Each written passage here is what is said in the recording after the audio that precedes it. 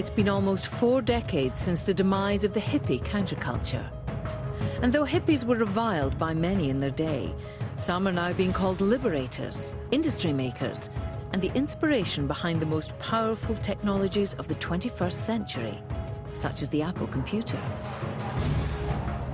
Decadent, drug-addled dropouts, or a flash of hope for a nation on the eve of destruction?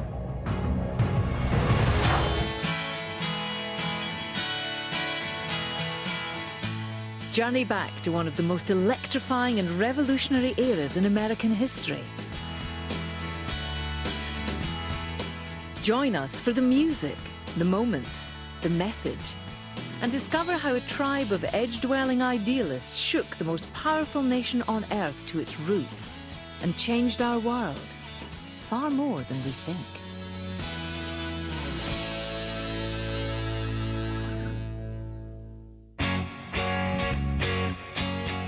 In January 1966, the Haight-Ashbury district of San Francisco was an edgy blend of radicals, dropouts, artists, and die-hard beatniks.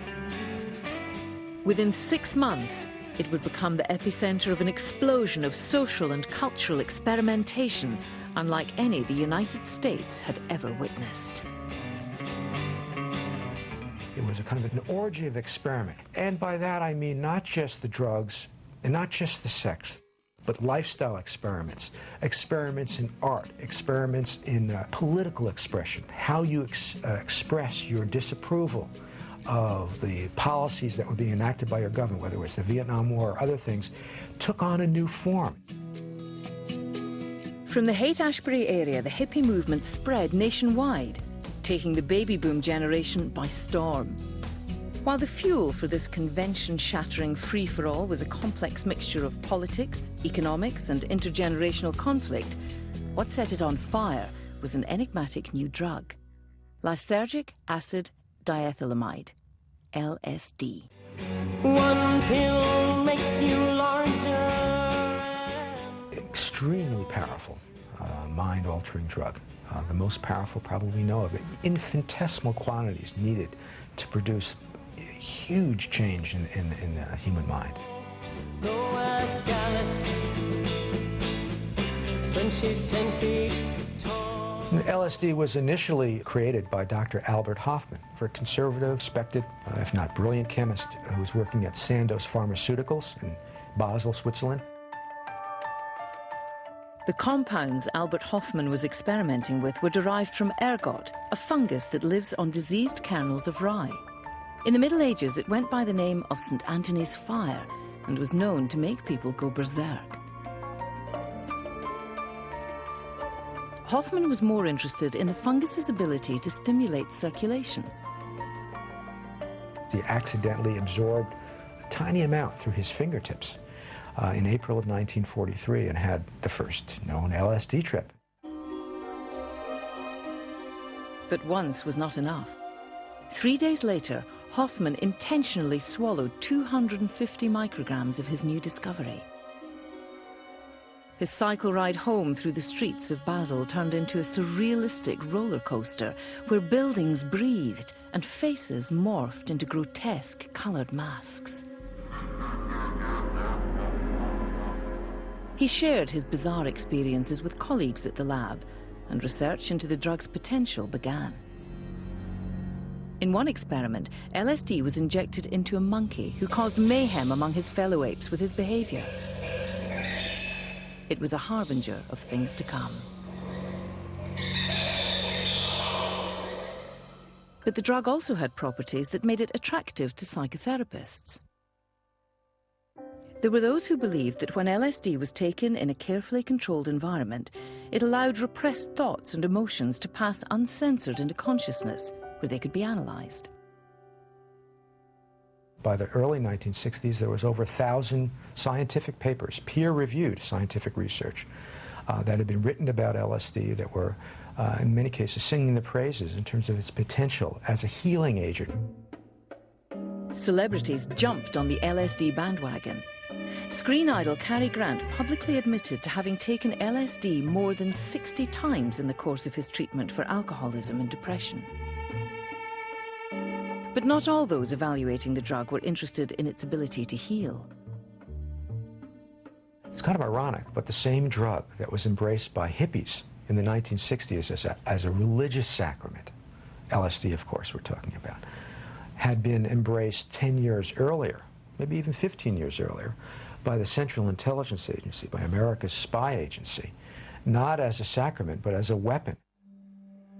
Inspired by records of Nazi brainwashing experiments from the Dachau concentration camp, the CIA began an intensive exploration of LSD's potential as a truth serum and mind control agent. It was codenamed MK-Ultra. One of the things that the CIA was interested in terms of their research with drugs and other behavior modification techniques was this idea of a Manchurian candidate.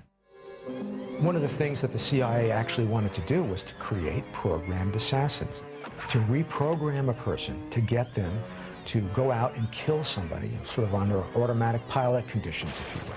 Whether they actually did this sort of thing, we don't know. The documents are cut off at a certain point, but it's very clear that they were looking at this in a serious way. This is not just a movie script idea. This is something that the CIA seriously entertained. By the dawn of the 60s, the medical community, the CIA, and the US military were all sponsoring LSD research programs in universities and hospitals across the country. I did LSD legally at UCLA that first time, and it was with somebody next to me who I knew, who I felt was taking care of me. I didn't have to worry about anything, and it was really quite interesting. But anxieties about the drug were mounting. Researchers had long worried about the consequences of a hallucinogen as powerful as LSD slipping out of clinically controlled settings and into the wrong hands. It was soon common knowledge that the psychology professor Timothy Leary was conducting touchy-feely group experiments with the drug, and that LSD-laced sugar cubes were circulating freely on campus. We're not concerned with the drugs, although we're labeled in the public's mind perhaps as drug professors or people who are pushing LSD. We're not concerned with the drugs. We're mainly concerned with man's head. How can we use our own head? That's our personal search. Leary himself had trouble keeping his hands off the merchandise, chemical or otherwise. He was once quoted as saying that in a carefully prepared, loving LSD session, a woman will inevitably have several hundred orgasms. Leary's high-profile antics earned him the title the Pope of Dope. But it was the best-selling author Ken Kesey who really let the monkey out of the cage. He was initially exposed to LSD as part of a government experiment through the Veterans Administration, which ultimately means the U.S. Army. The US government was testing LSD and related drugs on soldiers and on civilians. Ken Kesey was part of a civilian experiment. Kesey became hooked and found a job as a night attendant at the Veterans Hospital, giving him access to the cabinet where the LSD was stored. His drugged-up interaction with psychiatric patients on the ward provided the inspiration for his critically acclaimed novel, One Flew Over the Cuckoo's Nest. Using some of the profits from the book, Kesey was determined to encourage the psychedelic experience in as many receptive minds as possible. He felt this was something that was almost like a person's birthright. A human being had a right to have this kind of experience. Human societies had been doing it since way back in primitive times in a ritual context. But there was a hitch. While LSD was still legal in 1965, it was difficult to obtain, and to turn people on in the numbers Kesey had in mind required enormous quantities. Enter Owsley Stanley, a former Army radar specialist turned chemical wizard who'd recently converted his underground amphetamine lab over to LSD production. Aided by a band of iconoclastic misfits called the Merry Pranksters, Kesey and Owsley staged massive acid-fueled parties up and down the West Coast, advertised heavily and charged admission. We came up with a name for it, the acid test. We called these get-togethers. It was a zone where you could come in the door and pay your 50 cents or your dollar or whatever, and there was a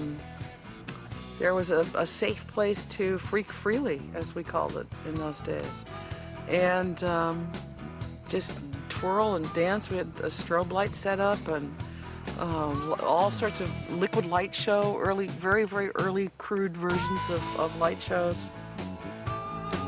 Providing the appropriately mind-expanding music was a scruffy young band called the Warlocks, soon to be renamed the Grateful Dead. In a matter of mere months, Kesey and company had introduced more people to LSD than all the researchers, the CIA, and Timothy Leary combined.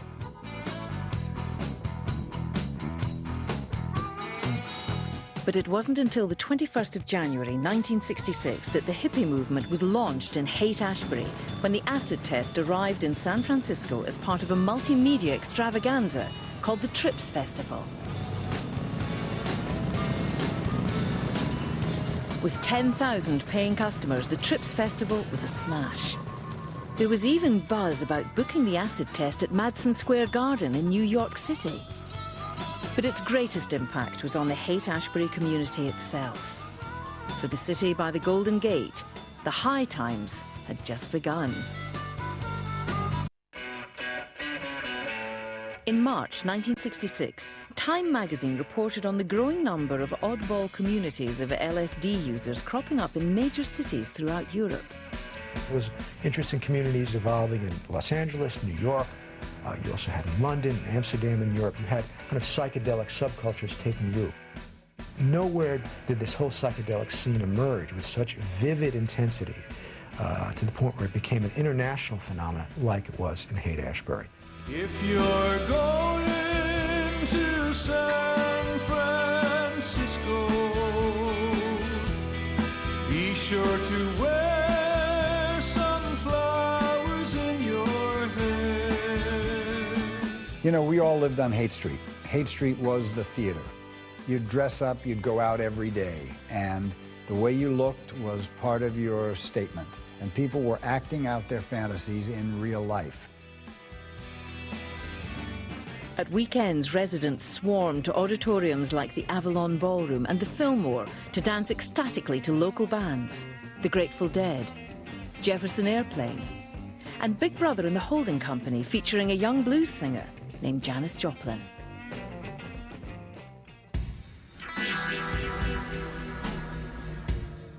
Every bit as stoned as their audiences, the bands tossed free hits of LSD into the crowd and added hypnotic, free-form improvisations to their sets that could go on for an hour or more. The new sound was dubbed acid rock. You could travel the universe through that and go through a scary trip, and then they would bring you back down at the end of the concert with some good old songs, and so you'd end on a positive note all the time.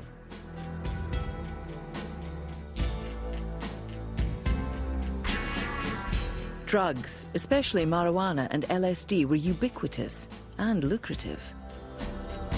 Haight-Ashbury quickly became the world's first psychedelic supermarket, the hub of the dope trade for all of Northern California. Haight-Ashbury was like heaven and hell, in my opinion. In a 2-mile square area, I think you could arrest everyone on the street for using drugs.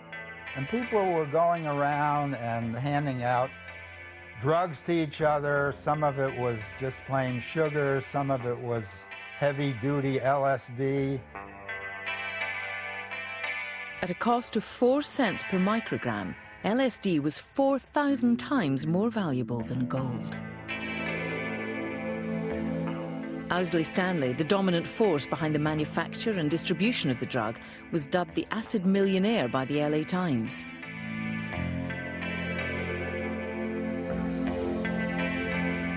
But to the evolving counterculture in the Haight, drugs were more than a good time. For a lot of us, drugs were like ways of breaking through to the other side, pushing ourselves harder and farther than we thought possible to try to come up with a culture that was more humane and more livable. Drugs also loosened the knots of repression and constraint, unleashing a tidal wave of taboo-shattering sexual experimentation. First of all, the outgrowth of a unique historical moment, the widespread use of the pill that allows people to have recreational sex, number one. But secondly, it's also part of this ethic of self-fulfillment, this belief that life was about being happy. It wasn't about conforming to what you believed other people wanted you to do. Girls should be virgins until they're married and save yourself for your husband. Right. And I don't believe in that. I think that if you keep your virginity like that, it's like having a Christmas present. You just don't open it, you know. It's not where it's at. Look, the hippies were interested in sex because everyone is, in all times and places throughout all of human history. I mean, the hippies didn't discover sex, right? You know, maybe it was different ways of doing it. It was ways of doing it more in public. In public, in private, wherever, and with whomever. In Haight-Ashbury, the marriage contract no longer had much to do with doing it or not. The idea was, it's my personal fulfillment that counts. If it feels good, I'm going to do it. If that means breaking up my marriage or living with somebody and even having babies without getting married, that's fine. If I break up my marriage, the kids will be fine because if I'm happy, they'll be happy. It led to terrible consequences. It led to bad consequences for the children, of course. Nothing was permanent. You couldn't count on anybody. That gave them such an emotional wound.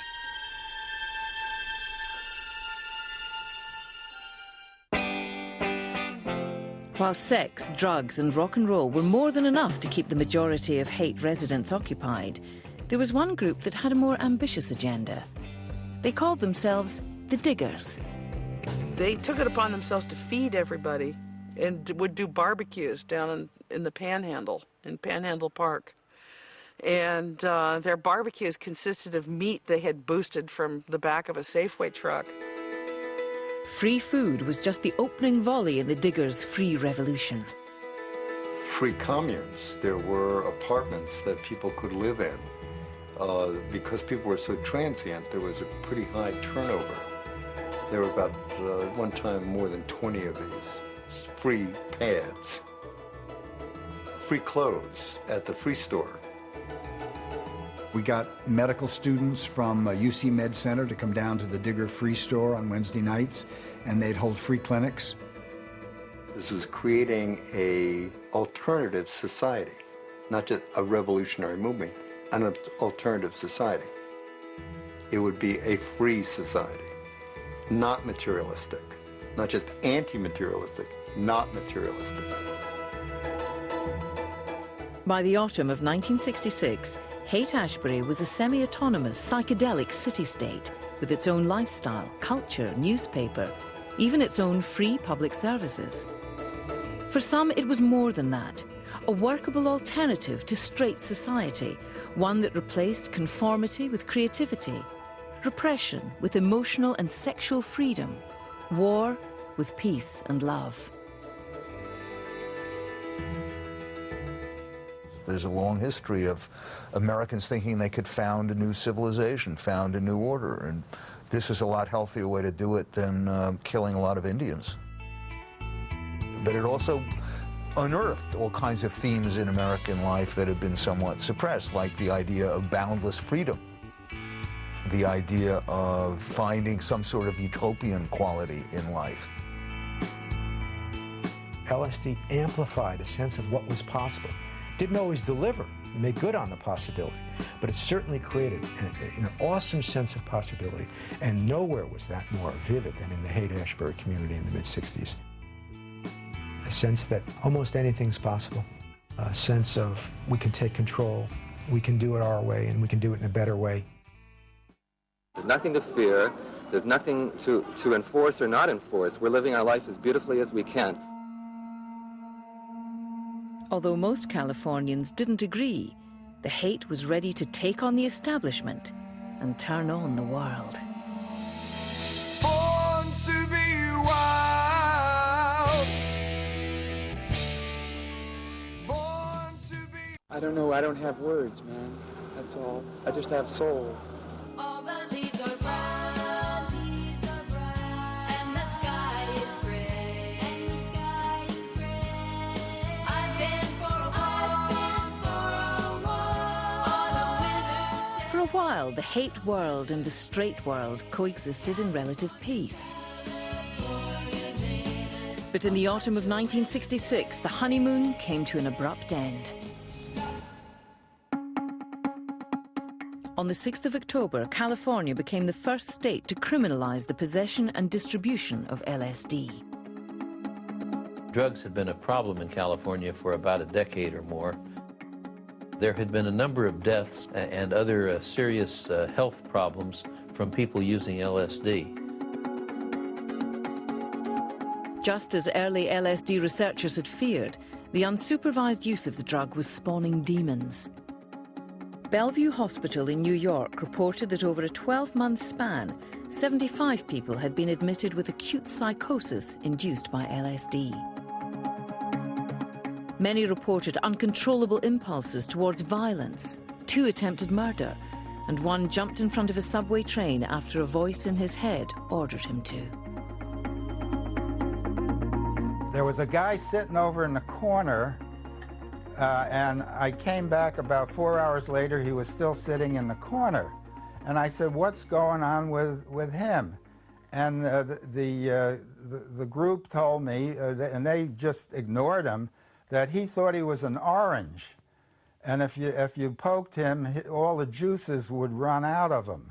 And what I'm saying, in effect, is there was a real enormous tolerance for psychosis. Drugs are going to hurt you whether you take them for the right reason or the wrong reason. And there were all sorts of myths, which I think we thoroughly explored and came to believe are false, is that good people have good trips, bad people have bad trips. Well, we did a lot of research in this area. It turns out that drugs are bad for you. And we honestly didn't know that, and I don't think the culture as a whole knew this.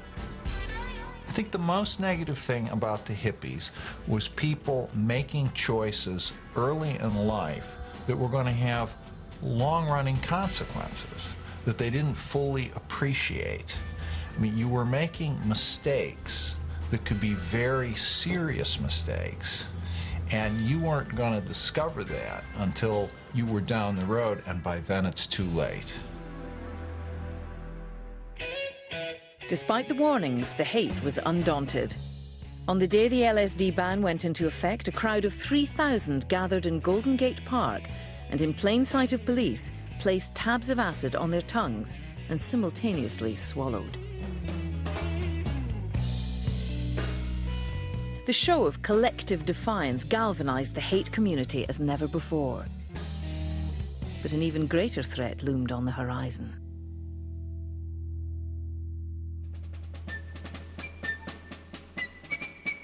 On the 8th of November 1966, conservative Ronald Reagan stunned the nation by trouncing California's Democratic incumbent governor. The governor-elect described the Bay Area as a hotbed of evil and quipped that its inhabitants dressed like Tarzan, had hair like Jane, and smelt like Cheetah. I remember Ronald Reagan talking about going by protest marches or protest demonstrations in which the participants were carrying signs that said, "Make love, not war," and he remarked that most of them looked like they weren't capable of doing either one. With their way of life under threat and a sense of destiny inflated by hallucinogens, hate community leaders decided to go on the offensive. They would bring together all of the factions and superstars of youth culture for one mediagenic mega event. Their objectives? To turn the world on to the splendors and benefits of the new utopian society. They called it the human be-in.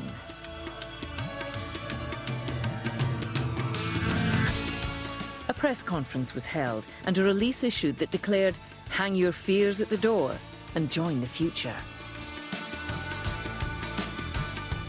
3,000 were expected at the event. Over 30,000 turned out. Among those addressing the throng was poet Allen Ginsberg, revered as the poet laureate of the Beats, 1950s rebels whose anti-authoritarian philosophy presaged much of what was going on in the Haight. There was Jerry Rubin, an anti-war organizer whose hardline political rhetoric was lost on the free-spirited crowd. And the Pope of Dope himself, Timothy Leary, exhorting the crowd to turn on, tune in, and drop out. Leary, whose dismissal from Harvard for his LSD excesses had made him a national figure, was now on tour promoting the League of Spiritual Development, a church with acid as its holy sacrament. He reminded me of a cross between a godlike figure and a used car salesman, and I could never quite figure out where the actual man was. As noteworthy as the speakers on the podium were those handling security, the Hells Angels. Volatile, racist, and notoriously right-wing, the Angels had even assaulted a Berkeley peace rally in 1965 in collusion with the local police. But the Angels had two things in common with the hippies of the Haight. They despised authority and they loved drugs. They had a code that if one Hell's Angel was insulted, they would all join together and beat the shit out of whoever the person was who said the wrong thing. One of them came up to me at one point. I was interviewing someone and he asked me for $1, and I didn't hesitate. I gave him $1. They became a sort of adjunct to the hippie scene. Strangely, they took on the role of being the security force. On the day of the Be-In, there was little need for keeping the peace. People twirled and danced to the music of the Grateful Dead and Jefferson Airplane, grooved on the Loving Vibe, and tripped out on Owsley acid that the diggers had slipped into the free turkey sandwiches. By the time the day was over, everybody was loaded. Everybody was hallucinating. But also, you know, everybody was in paradise. The Be-In was also heaven for the news media. Nearly every major American media outlet, including the big three TV networks, ran features on the baffling new lifestyle revolution on display at the Be-In. Suddenly, the Haight was the focus of worldwide attention. I mean, that's where a lot of energy came together and vibrated and then moved out to the country and around, like a big Certs commercial or something. The media amplified the weirdness that they could get, which was superficial. And what they amplified became sort of part of a stock footage that they could run. There's something bizarre going on in the world. And indeed, there was something extremely bizarre going on in the world, but the fiber of it was generally missing, and the freakiness of the show was what went out into circulation. That's what the cameras would pick up, but the conversations that hippies had usually was never filmed, and media never got it. So what was really the internal part of what hippies were thinking and doing, since they were so diverse, such different people, was often not captured. Remember, throughout this whole hippie period, you're having magazine articles being done on the hippies. Time, Life, Newsweek, covers, big spreads. And who is putting those magazine articles together? Are hippies writing those articles? Are hippies the editors at the magazines picking the pictures? No, it's older people doing it, mostly men. So they're looking at all the pictures of the cute, naked hippie chicks, and they're the ones picking those pictures for the magazines. So there's also a lot of voyeurism going on, intergenerational voyeurism. Public opinion was split among the generations. Well, I think mainstream America, looking at, bearded people, looking at people who seemed to have not just indifference, but almost a contempt for moral standards, for traditional American values. We're totally shocked first, then repelled by them. They were just too counter the culture. You get kind of this parental fear that, you know, boy, I don't want my kid going down that road. But for their sons and daughters, the images had the opposite effect. If you were living in Nebraska or in Iowa, what you saw was a picture of two kids living on their own without parents, smoking cigarettes, dressing how they wanted, doing what they wanted. You went, ding, that's for me. The human being had succeeded in its mission. The hate and its utopia-seeking inhabitants had captured the imagination of a massive, restless generation. The hippie revolution had begun.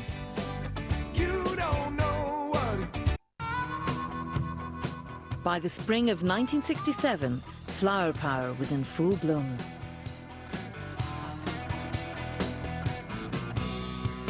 Baby boomers by the tens of thousands had latched on to the symbols and styles on display at the Human Being to express their disapproval of their parents and American society in general. There was a sense among young people in the 1960s that they were dissatisfied with the world that their parents had made, and they were looking for ways of creating an alternative. The hippies defined what that alternative was. Considering that they'd grown up the beneficiaries of the greatest economic expansion in modern history, many found it hard to see what exactly the boomers were so dissatisfied with. After the Allied victory in the Second World War, the US, with just 6% of the world's population, was producing nearly half of the world's goods. I really felt that if I did well in school, I worked hard, it was going to be, pretty easy to make a living. I was optimistic about my country and my culture. I thought it was, it was based on merit and hard work. I guess I was proud of who I was. I was proud of my family. My father had been, writing and publishing since 1952 and not really making a living at it. Kurt became famous later, so there was certainly some struggle involved, but it was all very optimistic. But beneath the bright, cheerful surface, problems were brewing. A can-do military mindset that legions of American servicemen brought home with them from the battlefields of Europe and Asia.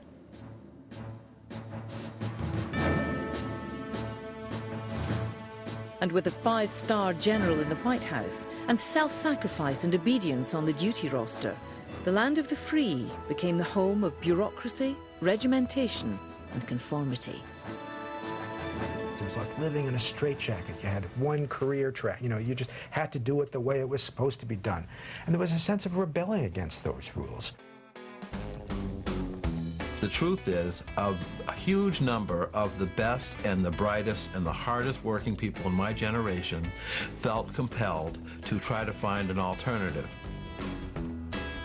It was looking for a way to live and still be able to feel good about yourself. Frustration never disappears. Human beings will always find reasons to be frustrated, good and bad. But even the frustration itself is going to be huge if it's baby boomers doing it, because there are just so damn many of them.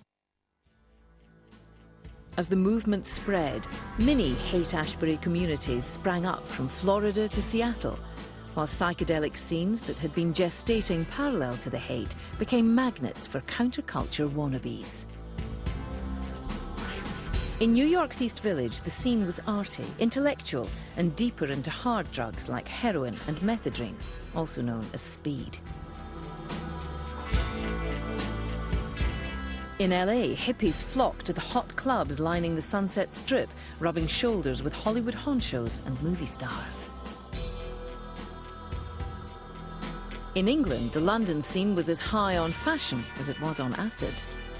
It even had its own Timothy Leary figure in the novelist Aldous Huxley.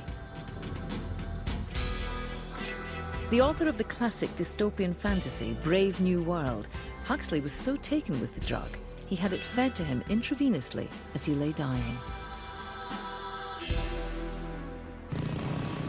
But the ultimate hippie mecca was still the place where it all started, San Francisco. Tourists poured in, many with their car windows up and doors locked, as though they were passing through a wild animal reserve. We became freaks, you know, that people came with their cameras to take our picture, you know. On the 5th of April 1967, the Grey Line Bus Company conducted the first hippie hop tour of the Haight District, advertising it as a safari through Psychedelphia, and the only foreign tour within the continental limits of the United States. Normally, you'd have people from all around the world. First thing they wanted to know, do we see the Haight-Ashbury? One time I had a group of young people moon the bus. You know, that was kind of a shocker for people thinking, you know, San Francisco has it all. Fed up with the crowds and constant scrutiny, Haight residents started fighting back. They'd stop the buses, and they'd extort money to let them go through the streets there. So we did have to put a stop to that. They did a lot of street clearing and, you know, trying to arrest as many people as possible. So it got very uncomfortable there. The worst was yet to come. From all over the country, young people were converging on San Francisco. Kids were showing up, just hundreds and hundreds a day. Some of these people are coming from down and out situations, from broken homes or difficult situations they were running away from. For whatever reasons they were running away, they were running away. They get to the Haight-Ashbury, penniless, no way to earn an income. There's no jobs when you have thousands and thousands of people coming from out of town. What are they going to do? They're living off the streets, they're hungry, they're down and out, they're taking these very powerful mind-altering drugs. It was a pretty rough street scene. I saw a lot of young kids getting taken advantage of by older kids because it was, you know, a predatory environment. They went through some unsavory areas and frequently got picked clean by the native inhabitants before they got to Haight and Ashbury. Young women were especially vulnerable. It was a sad thing to see these lives destroyed, not only with voluntary sexual intercourse, but there would be the predators like the pimps who would try and get these young girls to work for them. Throughout the so-called Summer of Love, the flood of runaways continued unabated, swelling to over 100,000. The sort of budding community of the Haight, I would say, crumpled under the onslaught of thousands of kids with no place to go. The most critical need was for medical care. The kids would come out here, you know, thinking it's summer in California, you know, San Francisco, bare feet, and it's cold. We were really warning the runaways, this is not a place to come to. It's evolved into a very, very hard drug scene. It's no longer fun and games. Heroin became available, a lot of amphetamine, drugs that really could damage people. When you start injecting drugs, you're spreading diseases. I think one of the worst experiences I had was a young girl who had overdosed on heroin, and somebody had suggested that the antidote was to inject milk into her. And they did that. And we got her to the hospital, and she died some hours later. Probably would have died without that being injected into her. As the drugs got more dangerous, so did the dealers. You had mainly gangsters moving in to control the drug trade, and that was really what sowed the beginnings of the end of the Haight. Just how far the Haight had come from the peace and love days was evidenced by the murder of Super Spade, one of Owsley's dealers. Shot in the back of the head, stuffed into a sleeping bag, and dumped over a cliff. That's what the police say. The scene is everybody's happy, love is there, it's wonderful, it's nice, but we get to clean up the mess after it's over. On the 6th of October 1967, exactly 1 year after California's anti-LSD law had gone into effect, a solemn procession made its way through the streets of Haight-Ashbury, bearing a coffin filled with beads, peace signs and flowers. The diggers called the event the death of Hippie. The Haight's utopian dream was over, destroyed by an overdose of drugs and media hype. But the movement it had given birth to was still very much alive and turning in a new direction, east.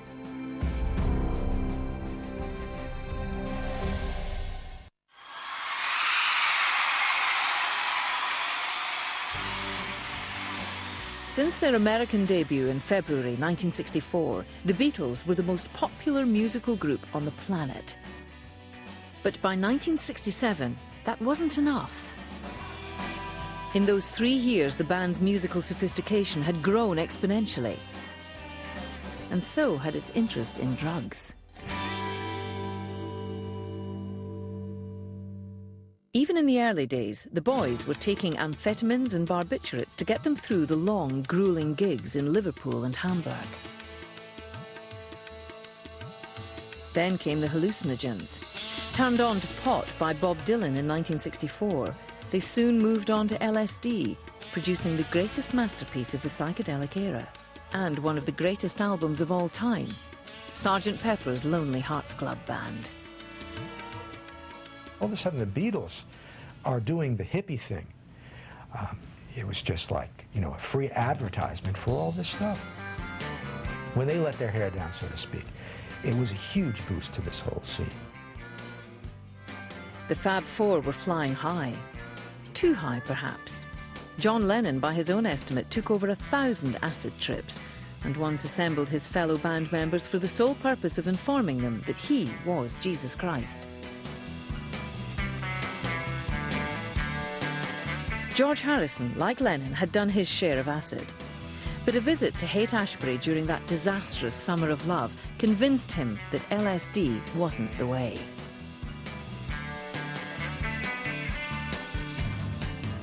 I was expecting them all to be nice and clean and friendly and happy, Harrison would later say. Instead, they were a bunch of hideous, spotty little teenagers. When he got there, it didn't really match the idealized vision that they may have had, because again, you had a lot of down-and-out young kids on the street, degenerated by the time the summer of love rolled around. And I think when George Harrison saw that, it was an impetus in part for his interest in turning away from drugs per se. The quiet Beatle now joined the growing ranks of hippies seeking a spiritual high without the life-destroying side effects of acid. They sought to almost recreate the LSD experience or aspects of it through other natural means. Harrison found what he was looking for in the Maharishi Mahesh yogi. He had a pretty straightforward Hindu approach, except that he moved in rather aristocratic right-wing circles in India, and he was generally frowned upon by many of the ashram leaders because he charged for his services, whereas traditionally in India it's always free. The Maharishi promised cosmic consciousness, a state of heightened awareness and creativity without drugs. Soon the Beatles, Donovan and other long-haired hitmakers were practicing the Maharishi's special brand of yoga known as Transcendental Meditation, or simply TM. So for a little while they were his great advocates, and as soon as they became interested, of course, then the Beach Boys and everybody else became interested. 7 months later, the Beatles and the Maharishi had a falling out. But the Guru was already a fixture on the hippie scene, paving the way for a flood of Asian mystics, swamis and shamans. A lot of people became interested in spiritual matters, and usually Eastern rather than Western. The embracing of the mystical had always been a part of the counterculture mix, a reaction to the formal, dispassionate religious practice of the parental generation. I think there was a huge vacuum, and so into this vacuum we went searching. There was a revolt against reason. Many people felt that reason led to destruction, led to war, led to blandness, led to cultural suffocation, led to the suppression of the body in the name of the mind. I'm not saying that these were all well worked out ideas, but they were impulses that many people acted on. And one way to act on them is to go elsewhere for inspiration. You could think of it as a gigantic crapshoot. I think a lot of hippie spirituality was a crock.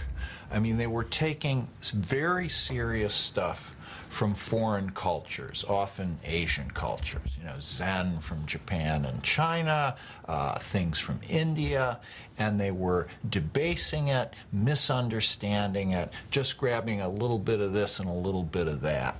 Now, on the other hand, that is a very old American habit. I mean, Thoreau and Emerson were picking up tidbits from India back in the 1840s. So Americans have been doing this for a long time. Most of the mystical meanderings of the hippies were deemed harmless, even charming. Not so the movement's fascination with voodoo and witchcraft. Rock stars in particular, jaded by hero worship and an endless supply of drugs and sex, were drawn to the dark side. The Doors' lead singer, Jim Morrison, who referred to himself variously as the Lizard King and Mr. Mojo Horizon, was a big fan of the legendary master of the black arts, Aleister Crowley. As were the Beatles, who featured him on the cover of Sgt. Pepper.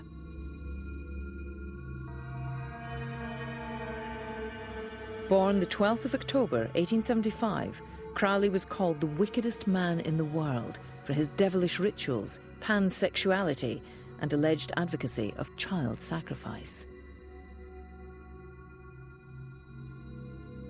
Another admirer of Crowley's was Anton LaVey, founder of the world's first Church of Satan.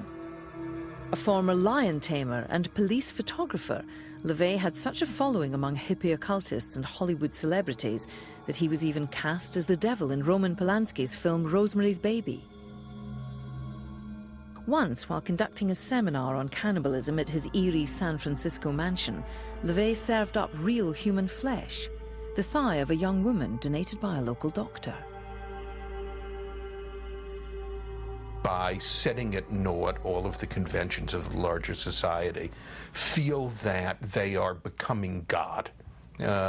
And, you know, so this was a kind of language you could talk in more religious ages. But they very often ended up doing acts of violence because, in a way, the more you transgress the conventions, the more the proof is that you are special. But the most demonic character of all was living just a few blocks away in the post-Summer of Love Haight-Ashbury. And I remember one experience at the Haight-Ashbury Clinic, which was kind of fascinating to me when I talk about the hellish side. A guy came in with 3 hippie-type women in shifts with nothing underneath, which was the dress code of the period. And he was a little guy, and he started to insult the doctor who had a peace symbol around his neck. And he, I remember he got very ferocious, and he said, "You you know, you don't know what you're doing." When I later saw a picture of him on the front page of the LA Times, it was Charlie Manson.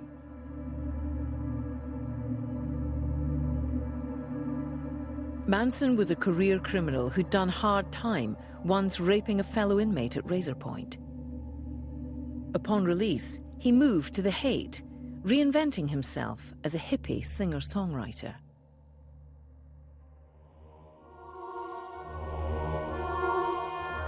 He made high-powered friends in the music business, like the Beach Boys drummer Dennis Wilson. And Neil Young, who later recalled, he was great, he was unreal, really, really good.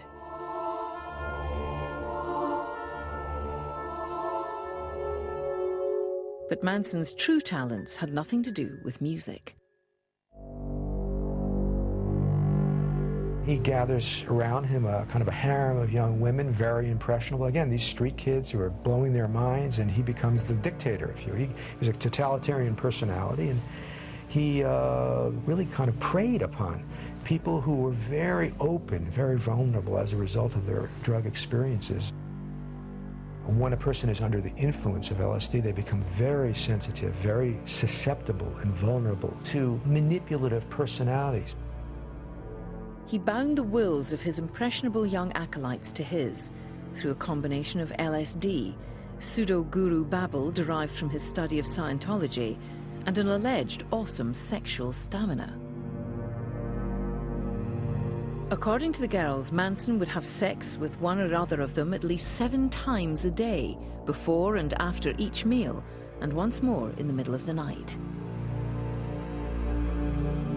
What it taught me is that when you have a cult leader that is disturbed for whatever reason, and he has control over the minds of young people, that they can lead him to very bad things.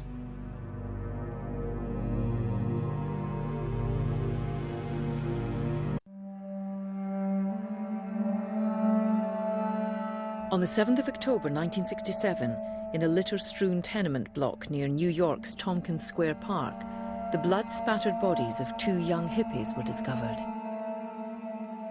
Linda Fitzpatrick was the runaway daughter of a wealthy Connecticut businessman. James Groovy Hitchinson was a mellow marijuana dealer who more often than not gave his wares away for free.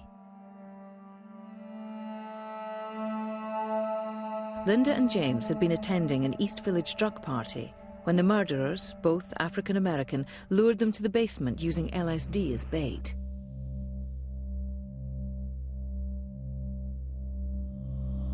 Their skulls had been bashed in with a brick wrapped in a man's coat.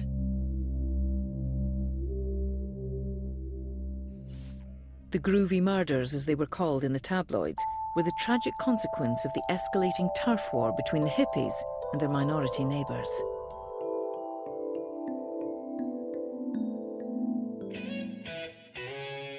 Hippie enclaves were often next to inner-city ghettos where housing was cheap. But all too often, to the struggling residents of those neighbourhoods, the influx of long-haired middle-class kids meant higher rents, beggars and drug dealers.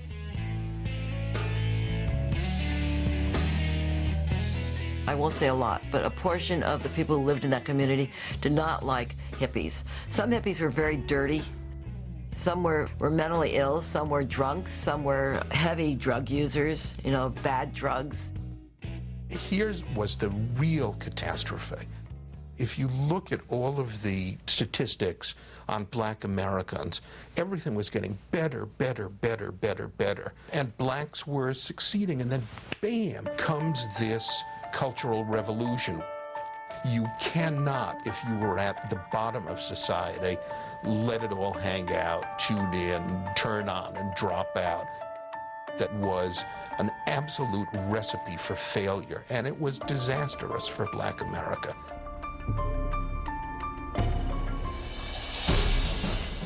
As tensions rose, male flower children complained that they were being beaten or robbed. Hippie girls verbally abused and molested. To protect themselves, some hippies began doing the most ungroovy thing imaginable: carrying guns.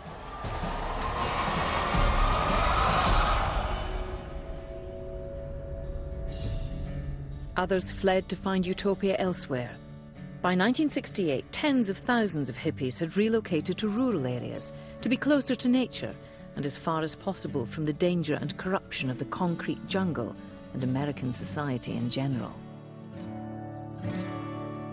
It was that fantasy that lay behind the hippies and their communes. The idea was it's a sort of conventionalized, uptight society that makes for crime, makes for war. this idea that we are closer to nature, we are the way natural men would be if not tainted and corrupted by society. We really felt like we were on the threshold of a new beginning. While each commune was different in style and focus, many sought to balance spiritual with material needs, rejecting the industrial for the agrarian, the plastic for the natural, the synthetic for the organic.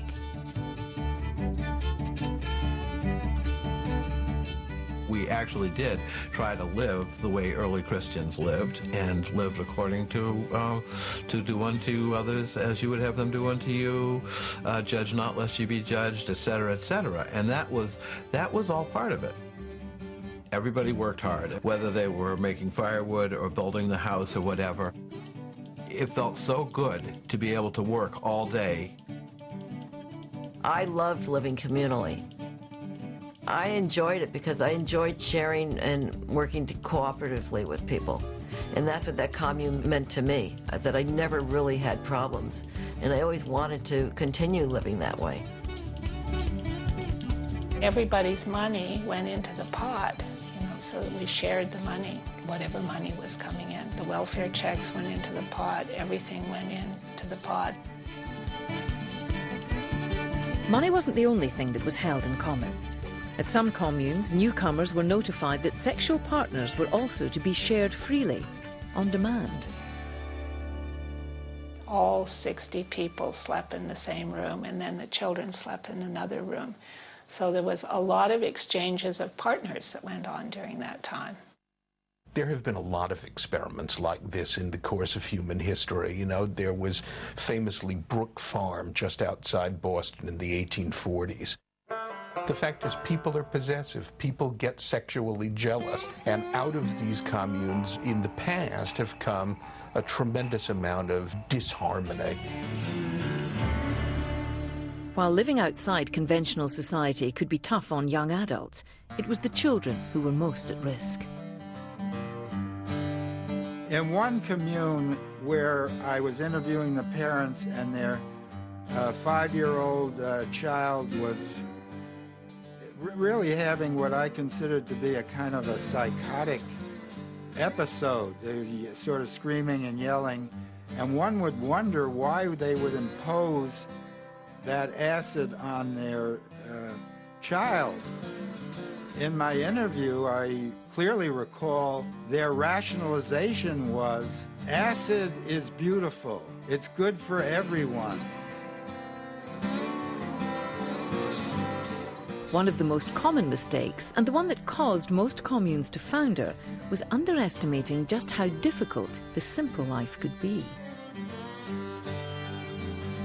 It was a grand adventure, but I don't think we knew what it would be like day after day to just spend facing ourselves and how annoying we could become to each other. We looked around one day and there were 3 of us left. People left for different reasons. People went off in their own relationships. Then it just kind of dissipated, and I stayed here because I actually like living in this town. While the hippies who fled back to the land struggled to create a separate peace, there were those who hadn't yet given up on America. In 1968, it was a land tipping perilously towards chaos and anarchy.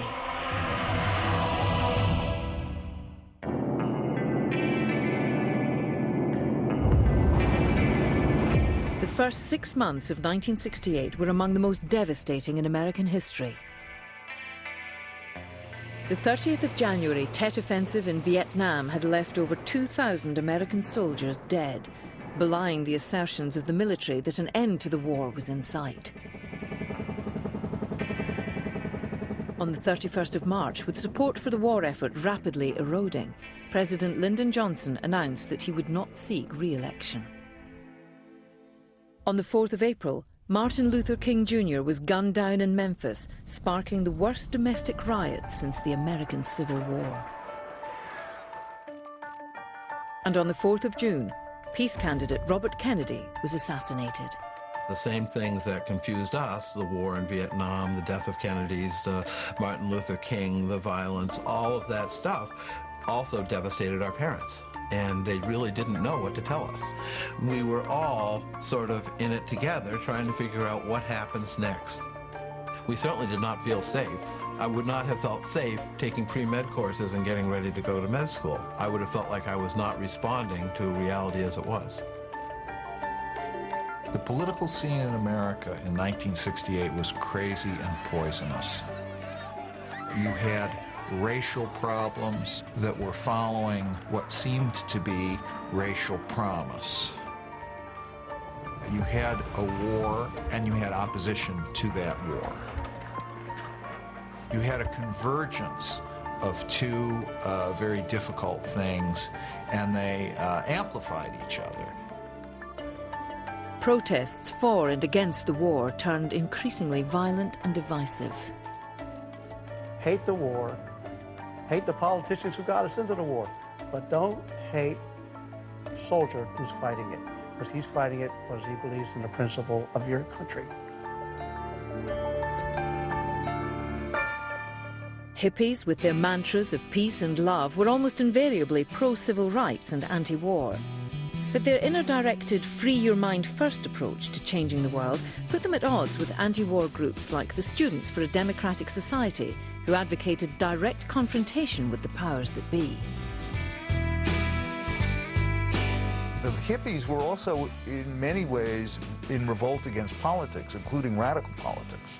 And the divisions and tensions between the, roughly speaking, hippies and, roughly speaking, politicos in the mid-60s, those divisions were very intense. But don't get the idea that these are like two separate teams. You know, there's sort of the blues and the reds, or, you know, nobody was wearing uniforms that said hippie or politico, and there was a fair amount of traffic across the boundary. So intense that some on the left even theorized that the hippies were the end result of a plot by the CIA to neutralize the anti-war movement with LSD, turning potential protesters into self-absorbed navel-gazers. Whatever their true origins, some in the hippie movement were determined to let their voice be heard, as unconventional as that voice might be. One of the most interesting things about the hippie approach to political activity was that they brought a level of humour and levity to it that you wouldn't find in a normal old left demonstration of some sort. A prime example of this Groucho Marxism was the anti-war anthem penned by ex-Navy man turned acid rocker, Country Joe McDonald.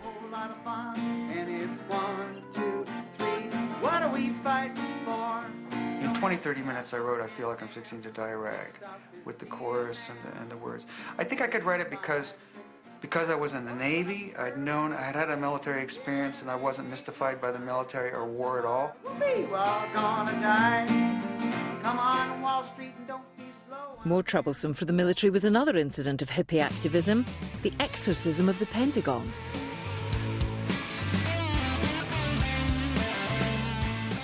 There was an anti-war march in October 1967 at the Pentagon, where young people, about 50,000, and older people too, surround the Pentagon, and some proceeded to try to exorcise the Pentagon, levitate it. Of course, they didn't really do that, but that was sort of the whimsical, LSD-influenced feeling of protest. That's the way protests began to be expressed. It was very unique and unprecedented. Though unsuccessful in lifting the enormous concrete structure, they did manage to raise the peace movement's media profile. And this, of course, is when you have the famous images of the National Guard standing up with their bayonets fixed and anti-war demonstrators pushing flowers down the barrels of the gun, which is a very, very powerful image.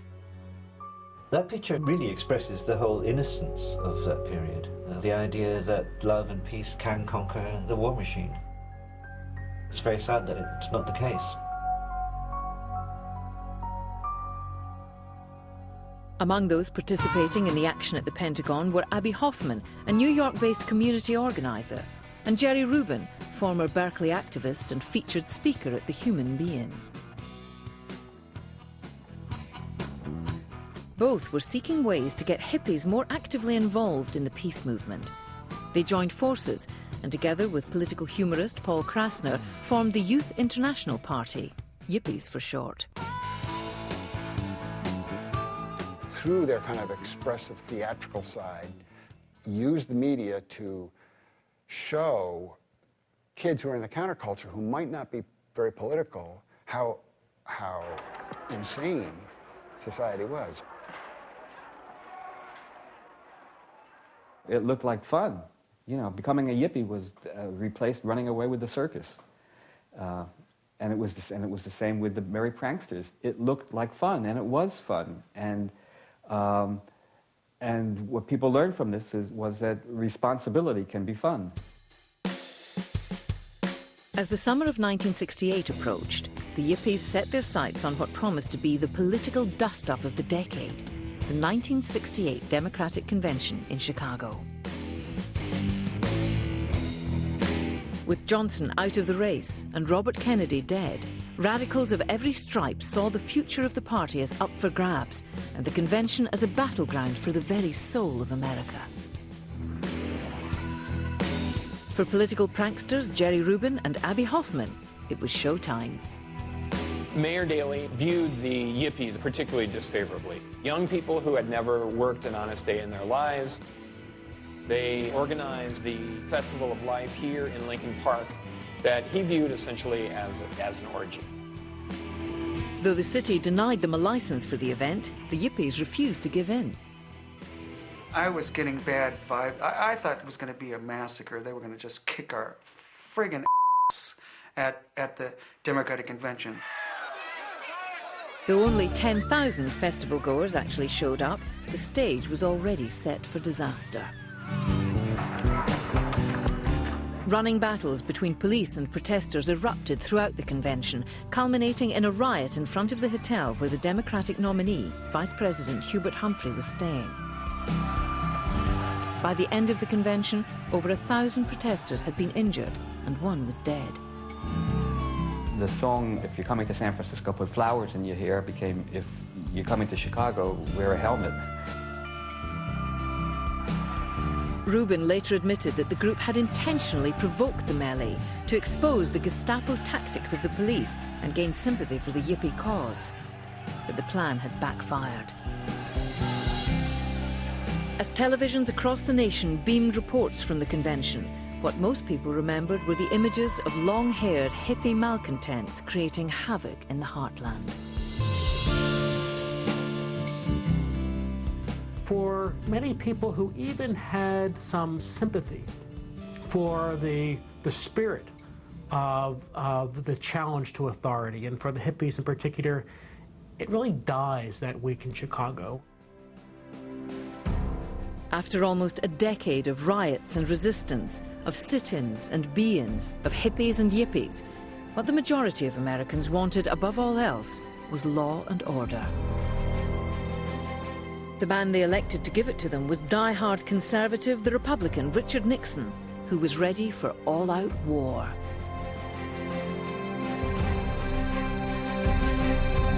Richard Billhouse Nixon do solemnly swear. On the 20th of January 1969, Richard Nixon was sworn in as the 37th President of the United States. One of his first orders of business was to authorize the go-ahead of Operation COINTELPRO, the FBI's secret war on dissent in America. Included on the long list of domestic targets were advocates of new lifestyles and apostles of non-violence and racial harmony. Laws were quickly pushed through Congress, and agents infiltrated counterculture groups to gather information and stir up trouble. To prepare for their undercover assignments, trainees would drop acid and even not wash for days on end. Despite the backlash from the so-called silent majority, the tide of hippie influence was rising. National surveys showed that more and more establishment types were turning on to counterculture drugs, especially marijuana. By 1969, sales of grass had topped $100 million a year.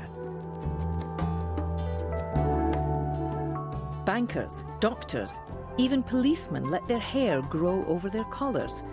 And there was a brisk trade in wigs, fake beards and moustaches for those who wanted to be clean-shaven for work and unkempt for the weekend. Everybody could wear long hair. It was no longer, allied with a single statement. To complete their countercultural couture, men donned ruffled shirts, necklaces, fur coats, even shoulder bags. In women's fashion, there were psychedelic colours and patterns, and the uninhibited braless look. Show business was also quick to turn on and tune in. On Broadway, there was Hair, the tribal love rock musical, producer Michael Butler's attempt to bring the message of the hippies to mainstream America.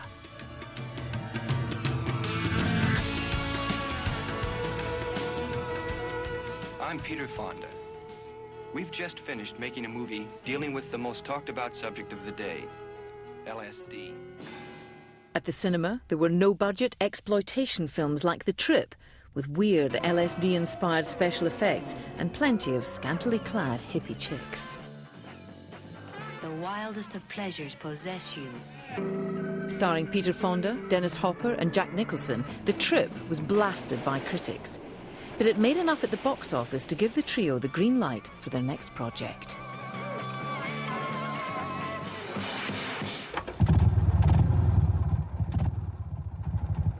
Easy Rider, directed by Dennis Hopper, took over $50 million, won Best Film by a new director at Cannes, and sent Hollywood studios scrambling for scripts with counterculture content. But of all the industries that mined the hippie movement for profit, it was music that hit gold.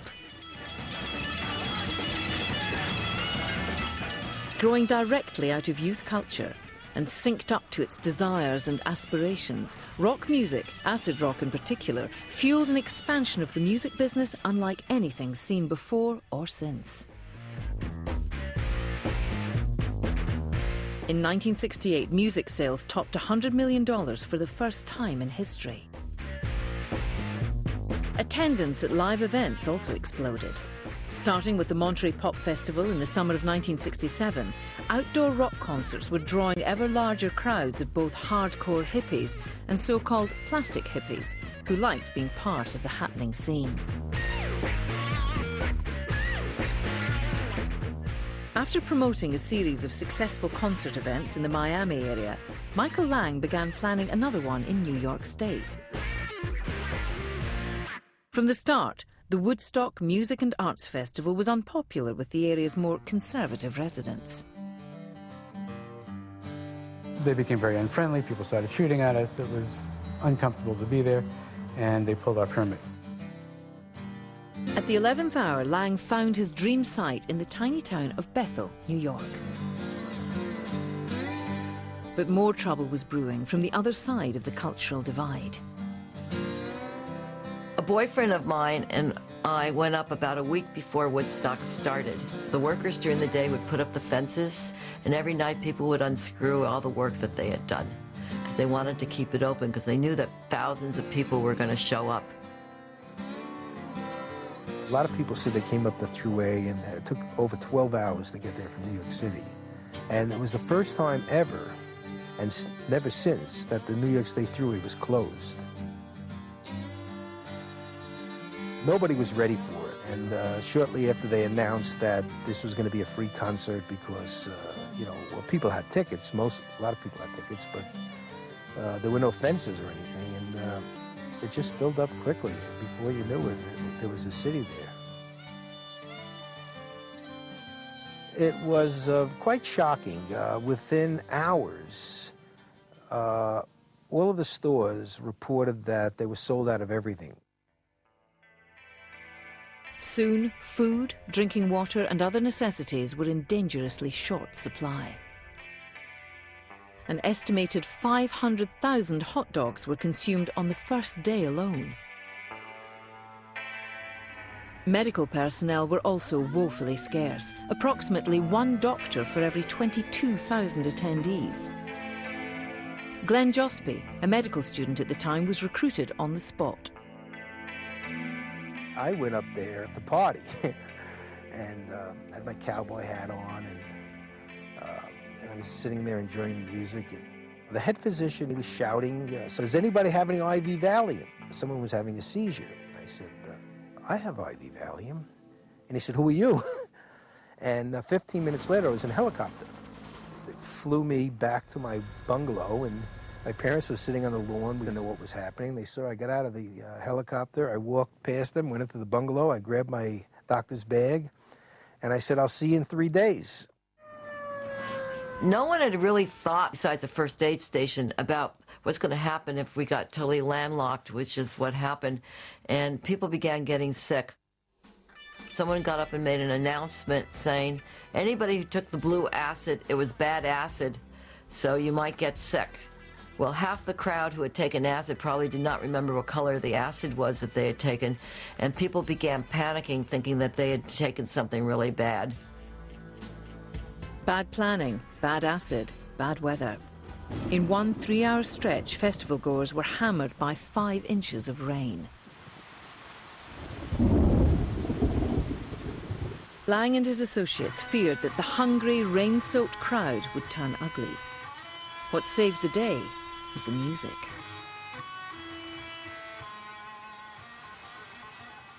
Some of the biggest acts had been signed to play. Jefferson Airplane, The Who, Janis Joplin, the Jimi Hendrix Experience. Lang had even promised twice the going rate to make sure they actually turned up. Once the music began, I felt we were okay for the weekend. One sour note was struck when Yippie Abby Hoffman, blitzed on acid, got up on stage during The Who's set.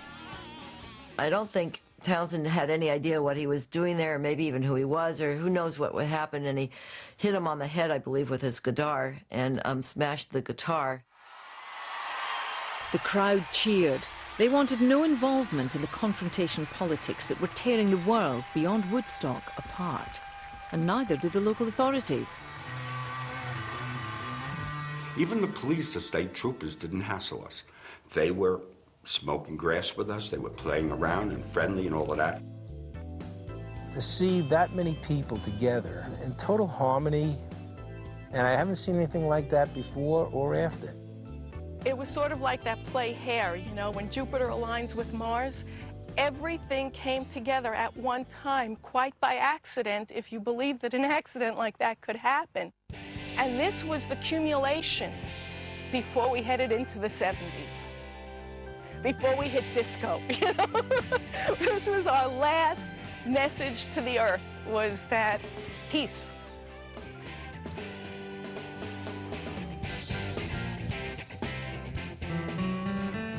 Even with a share of the profits from film and album sales, it would be 20 years before the Woodstock Music and Art Festival made a profit. While it might have started out as just one more attempt to squeeze profit from what the hippies had wrought, in the end, money wasn't what Woodstock was all about. We had a chance to pick ourselves up by our collective bootstraps and be amazing together. And we did just that. It was a chance for us to show the whole world how it could be if we ran the show. Out of nowhere, in one of America's most divided hours, the hippie dream of a loving, harmonious world seemed close at hand.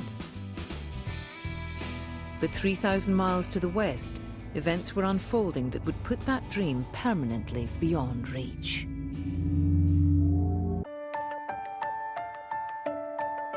In August 1969, while Woodstock festival goers were showing New York State the power of love, in California, police made a gruesome discovery. In a palatial Beverly Hills mansion, the lacerated bodies of Sharon Tate, the actress wife of director Roman Polanski, and 4 others were found. 8 months pregnant, Tate had been stabbed 16 times.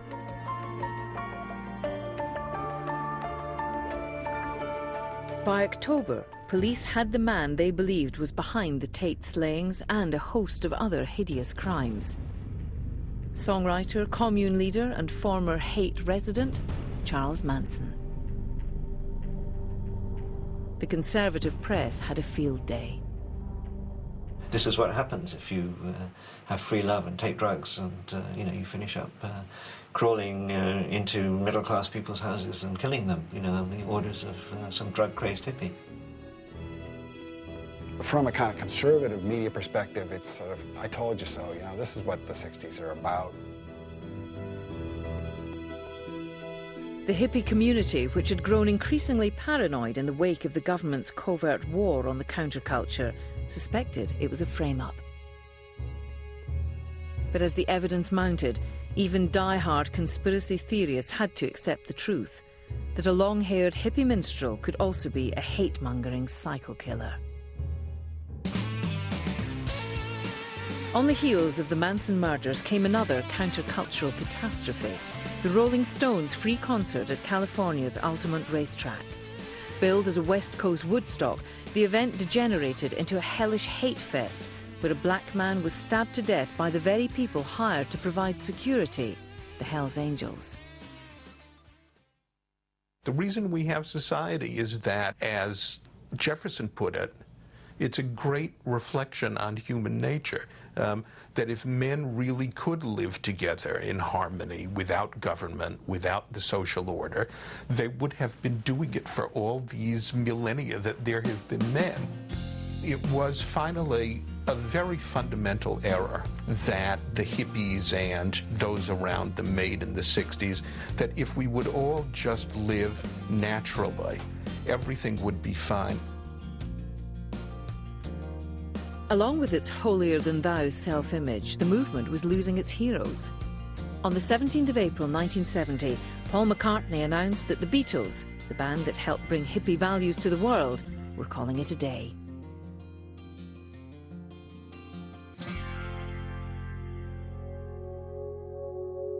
Other hippie icons made a less dignified exit. In the autumn of 1970, drugs took the life of hippie megastars Jimi Hendrix and Janis Joplin. Jim Morrison would soon follow. We lost so many great people, and to think of what they could have been doing today, Jimi Hendrix, Janis Joplin, Jim Morrison, Brian Jones, it goes on, that's a disappointment. A great era in popular music was drawing to a close. So too was an unpopular war. In July 1969, American troops started returning home from Vietnam.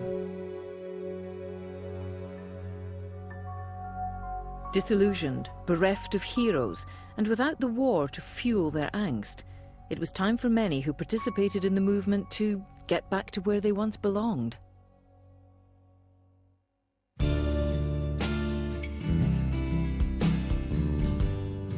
So much happened to people who lived through those years. An unforgettable time for people. They wouldn't trade it for anything, but a lot happened and people got burnt out by the end of it. I don't know if the hippies sowed their own destruction so much as that they tried to do something impossible. If you think you're going to come up with a totally new way to live and then everything's going to be fine, you're going to be disappointed. After 5 tumultuous years, the hippies, the largest countercultural phenomenon in American history, faded away. But not quite. On the 22nd of April 1970, 20 million people gathered in cities across the US to celebrate Earth Day. The environment was officially on the national agenda, where it's remained ever since. Originally conceived in the hippie homeland of San Francisco, the roots of Earth Day can be traced to the Back to the Land movement of the late 60s and its headline-grabbing predictions of a coming eco-apocalypse. The multi-billion-dollar-a-year natural foods industry, the ever-expanding universe of personal style choices, the alternative medical and spiritual practices, and the women's and gay liberation movements also owe a substantial debt to the hippies' radical rethinking of people's priorities. People had choices available to them as individuals and groups of people that were not there before. The cultural space was opened irrevocably. It would never be closed up again. it did help women have a voice in things. Not in a feminist way, not in an isolationist way, but as human beings participating and equal. But by lifting the lid of repression and conformity, the hippies also opened Pandora's box. As the sexual revolution gained momentum, divorce rates soared.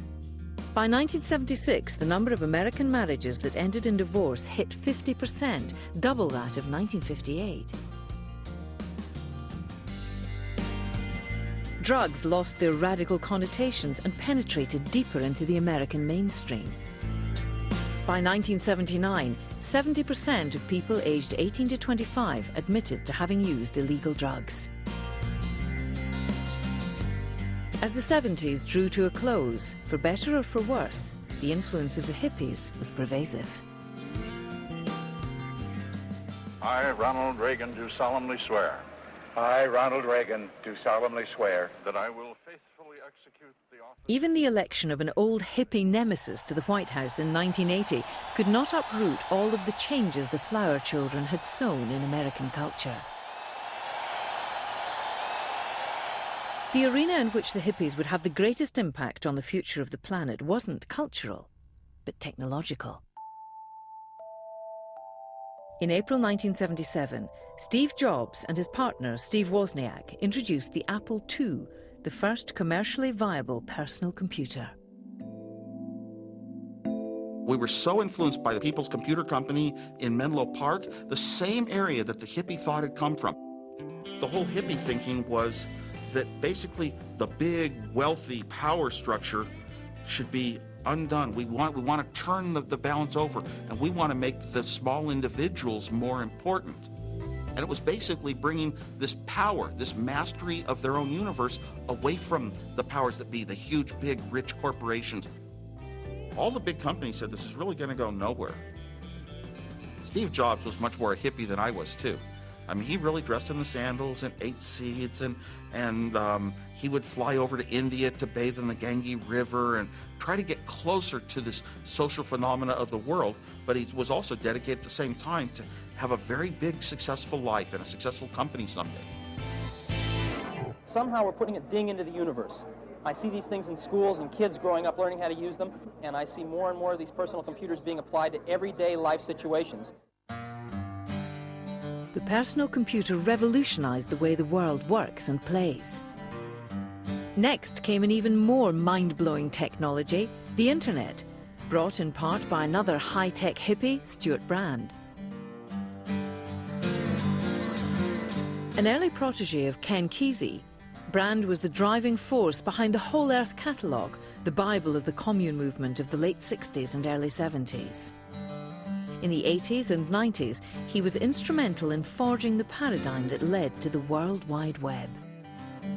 What the internet does is it empowers individuals. It takes away the power of mediating institutions and puts it all in the hands of people. And that, in many ways, is a logical outgrowth of the philosophy and the ideals of the hippie movement.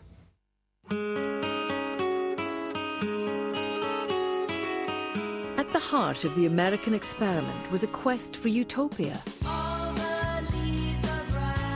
A place where individuals lived together in harmony while enjoying the freedom to fulfill their personal destiny.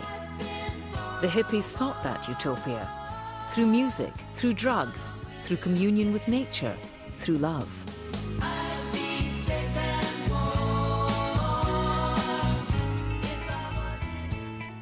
Failure was perhaps inevitable. But their brash rejection of the status quo reset the priorities of a generation, opened the door to a whole universe of innovative products and businesses, and reminded a nation obsessed with regimentation and conformity that the pursuit of happiness was and always will be a vital part of the American dream.